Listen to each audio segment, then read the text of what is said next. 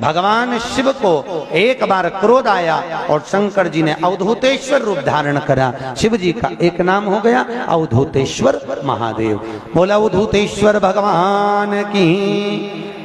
कहते हैं जिन माताओं के नेत्र में रोग होता है, नेत्रों से दिखाई नहीं देता, तकलीफ रहती है, आंखों से कुछ ना दिखे, तो अवधूतेश्वर महादेव का नाम लेकर शहद, शहद जानते हो, मधु, शहद मुख्य शिवरात्रि के दिन 12 महीनों में जो एक शिवरात्रि आती है महाशिवरात्रि, उस शिवरात्रि के दिन थोड़ा सा शहद शंकर भगवान के शिवलिंग पर रात्रि को अगर 12 बजे चढ़ा दिया जाए और एक बेलपत्र चढ़ा दी जाए, उस शहद को निकाल कर लाया जाए, डब्बी में रख लो, शीशी में रख लो, उस शहद को आंखों में जैसे काजल लगाते हैं, प्रतिदिन 3 महीने तक लगातार नयनों में काजल की तरह लगाइए। नेत्र विकार मिटता है, आंखों की रोशनी बढ़ जाती है और आंखों से दिखना चालू हो जाता है। नयन विकार नैनो ये उसी में का हाल है जैसे भगवान शंकर पर तुलसी नहीं चढ़ती, चढ़ती है क्या? नहीं, केवल वर्ष में एक दिन होता है जब भगवान भोलेनाथ पर तुलसी चढ़ती है, केवल वर्ष में एक दिन। कौन सा? बैकुंठ चतुर्दशी का दिन, जिस दिन भोलेनाथ पर तुलसी चढ़ती है और हमारे ठाकुर जी लड्डू गोपाल पर बेलपत्र चढ़ता है। उसको कहते हैं हरिहर मिलन। हरिहर बेलपत्र कितनी बजे चढ़ती है? रात को 12 बजे से लेकर सुबह 4 बजे तक बाबा भोलेनाथ पर तुलसी और ठाकुर जी को बेलपत्र। उसको उठाकर सुबह 4 बजे के बीच में शहद की शीशी में रख लो। जो बच्चा पढ़ने में कमजोर हो, विद्या में कमजोर हो, बुद्धि में कमजोर हो, उसको चटाना चालू कर दो। 1 महीने तक, जब एग्जाम का टाइम आए, 1 महीने तक लगातार चटाओ, बच्चा पढ़ने में होशियार हो जाता है। जो तुमने समझाया वो जिंदगी में भूल नहीं पाता है, उसकी विद्या प्रबल हो जाती है, विद्या प्रखर होती है, प्रबल विद्या।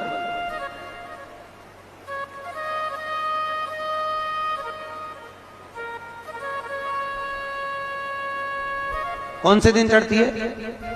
जम के बोलो। बैकुंठ चतुर्दशी, भगवान शिव पर तुलसी। तुलसा कौन? तो शास्त्र कह रहा है भगवान शंकर को क्रोध आया, शिव जी ने अवधूतेश्वर रूप धारण करा। अवधूतेश्वर रूप को भगवान ब्रह्मा जी ने नारायण के कहने पर घोड़े का रूप दे दिया और उस अश्व को, उस घोड़े को समुद्र में फेंका। समुद्र में फेंकते ही उस अश्व के रूप में से शिव का एक रूप जलंधर के रूप में जन्म ले लिया। क्या नाम पड़ा? जम के बोलो। जलंधर। जलंधर का अवतार हो गया और जलंधर शिव के स्वरूप जैसा रहता है, भगवान शंकर।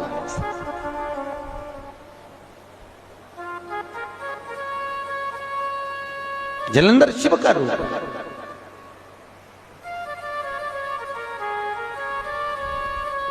और जलंधर भगवान शंकर का स्वरूप धारण कर रहा। उसका विवाह वृंदा के साथ में हुआ। वृंदा कौन? जो माता पार्वती और शिव की आराधना में लीन रहती थी। वो शिव और पार्वती की आराधना में जो लीन रहने वाली है, शंकर और पार्वती की आराधना में 24 घंटे डूबने वाली है, ऐसी वृंदा। भगवान शिव के बिना एक क्षण नहीं दे पाते, दिन रात शंकर की आराधना करना, शिव में डूबे रहे। बड़ा प्रखर नियम था उस वृंदा का। भाई, शिवलिंग पर बेलपत्र चढ़ाना, जल चढ़ाना, इसका भी एक नियम होता है कि शंकर जी पे शिवलिंग पर जल कहां चढ़ाया जाता है। सबसे पहला जल अगर शंकर जी को चढ़ाने जा रहे हो तो शंकर जी के जो चरण है, जहां से पानी नीचे गिरता है, उसके सीधे वाले भाग पर, अपने हाथ का सीधा भाग, वहां जल चढ़ाओ। फिर जहां लेफ्ट भाग है वहां जल चढ़ाओ।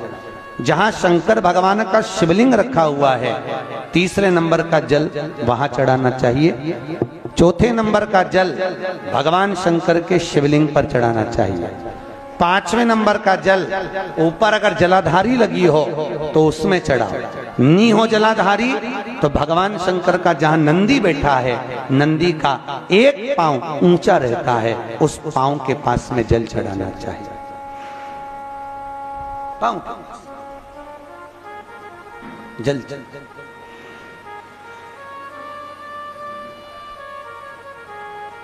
चरण के पास में। ऐसे 5 स्थान दिए हैं जल चढ़ाने के लिए।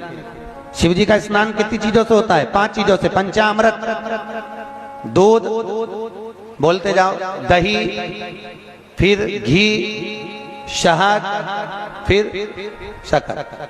ये 5 चीजों का प्रमाण क्या है? शास्त्र कहता है दूध चढ़ाने से घर में संतान की वृद्धि होती है।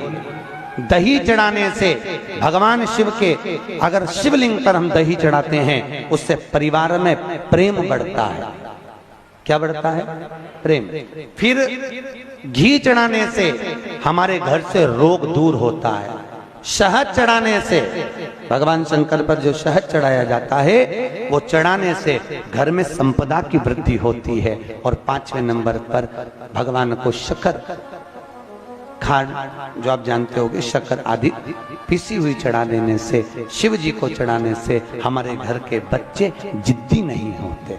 क्यों कहते हैं? जो बच्चा जिद्दपन करता हो, जो बच्चा जिद्दी रहता हो, तो क्यों कहते हैं कि अवधूतेश्वर महादेव का नाम लो और उसके हाथ में शक्कर की कटोरी देकर शंकर जी पे चढ़वा दो, बच्चा कभी जिद्दपन नहीं करता। अवधूतेश्वर महादेव का नाम लेकर सोमवार की अष्टमी के दिन चढ़ाया जाता है।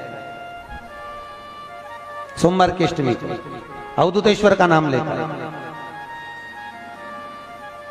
क्यों कहते हैं? जो बच्चा बार बार बीमार पड़ रहा हो, बार बार सर्दी हो रही हो, बार बार बीमार पड़ रहा हो, खांसी चल रही हो, बार बार हॉस्पिटल लेकर भागना पड़ रहा हो बच्चे को, छोटा सा अगर बच्चा है, 8 साल के अंदर बच्चा है और बीमार ज्यादा पड़ रहा है, तो आटे का दिया बनाओ, 4 बत्ती रखो, उसमें तिल्ली का तेल डालो, अवधूतेश्वर महादेव का नाम लेकर बच्चे के ऊपर से 21 बार उतारो और किसी चौराहे पर ले जाकर रख दो। जिंदगी में बच्चा कभी बीमार नहीं पड़ेगा, बच्चा स्वस्थ रहे, आनंद में रहे, आनंद में रहे, स्वस्थ की मूल। और वैसे भी प्रथम सुख, अरे बोलो तो, निरोगी काया।